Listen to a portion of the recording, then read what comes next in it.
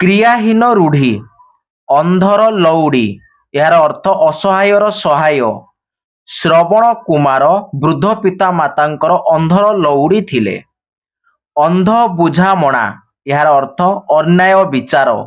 ଏ ତ ଅନ୍ଧ ବୁଝାମଣା ରୀତି ମଣିଷକୁ ଯେବେ ମଣିଷ ଛୁଇଁଲା କେଉଁ ବାଟେ ଯିବ ଜାତି। ଅରଣ୍ୟ ରଦନ ନିଷ୍ଫଳ ପ୍ରାର୍ଥନା ବା ବୃଥା ପ୍ରାର୍ଥନା।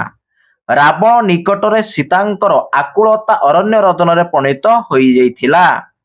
ଅହିନକୁଳ ସମ୍ପର୍କ ଘର ଶତ୍ରୁତା ଭାଇ ଭାଇ ମଧ୍ୟରେ ଅହିନକୁଳ ସମ୍ପର୍କ ସୃଷ୍ଟି ହେବା ଆଦୌ ଉଚିତ ନୁହେଁ। ଅଲଣା କଥା ମୂଲ୍ୟହୀନ କଥା ତାଙ୍କର ସେ ଅଲଣା କଥା ଶୁଣିବାକୁ ମୋର ବେଳ ନାହିଁ। ଅକଲ ଗୁଡୁମ ବୁଦ୍ଧି ବଣା ହେବା।